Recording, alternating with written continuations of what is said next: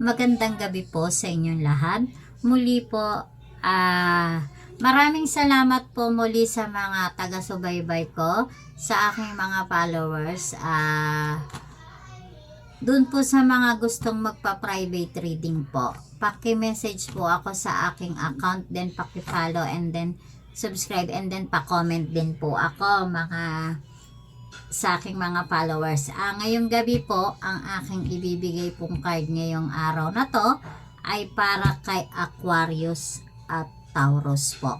Yung mga nag-request po, eto na po ang inyong mga baraha for today.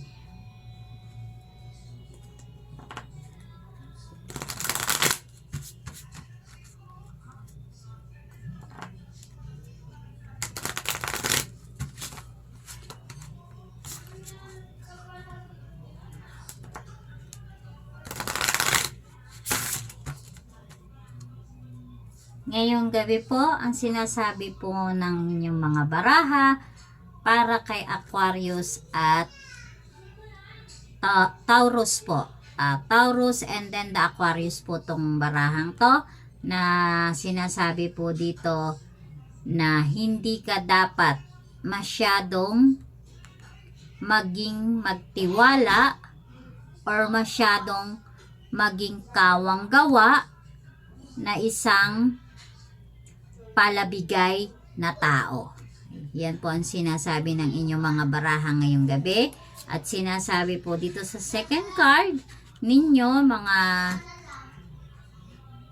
Aquarius at Taurus, na sapagkat pag ikaw daw ay naubusan or nawalan, wala naman daw dadamay sa'yo or magbibigay. At sinasabi din po ng inyong mga baraha dito na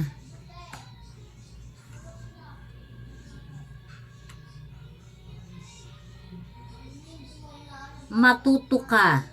Sabi dito na matuto ka na mag-ipon or mag-invest, na sinasabi dito mag-invest ka upang hindi ka minamaliit ng mga kapwa mo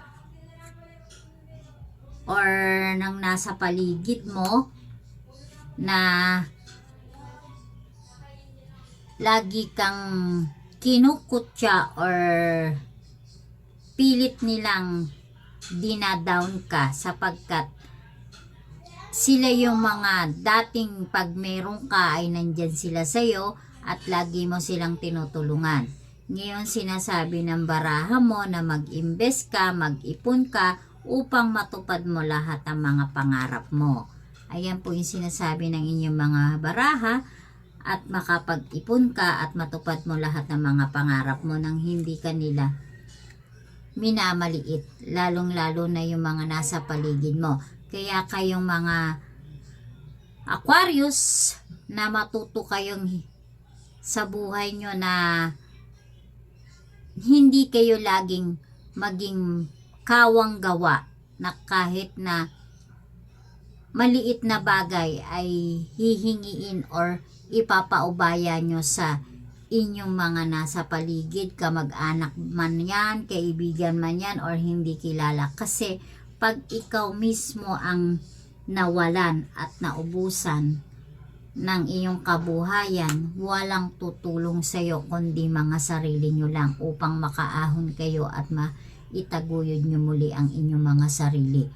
Kaya ngayong gabi, kayo po mga Taurus or Aquarius ay matuto kayo sa buhay nyo na hindi lahat ng bagay ay ibibigay nyo, at lalo pagdating sa pagmamahal na lagi nyong tutulungan or bibigyan ang inyong mga mahal sa buhay, na lagi kayong masasaktan at luluha sa inyong mga nangyayari sa inyong buhay. Yan pong muli. Maraming salamat po muli. Magandang gabi po. And then, para doon naman po ulit tayo sa ating mga guhit ng palad. Again, tandaan nyo po guys, ang guhit ng palad na may palatandaan na dito po ha, tandaan nyo, palatandaan. Ito pala, may palatandaan pong ganyan, no, tandaan nyo. Ayan po yan ha. Kung kayo man po, 1, 2, 3, ganyan. Na may guhit papuntang ganun po, 1, 2, ibig sabihin diretso po ang inyong pamumuhay, isang palatandaan na diretso ang inyong pamumuhay at diretso din ang pag-ibig o pagmamahalan na kayo ay nakatadhanang magsama hanggang sa pagtanda ninyo. Tandaan nyo po yung guhit na paganyan. Meron po tayong line na mula rito, pababang paganon po. Ibig sabihin, nakatadhana sa inyong mga guhit na mga palad na kayo ay magsasama panghabang buhay hanggang inyong sa pagtanda. Bibihira lang po ang ganyang may palatandaan sa mga guhit ng palad. Muli po, maraming salamat po muli sa inyong lahat. And then, paki-follow, subscribe, and then pa-comment po ako. And then, antayin niyo po yung mga ibang zodiac sa inyo para sa pagbibigay ko muli. Magandang gabi po and maraming salamat po.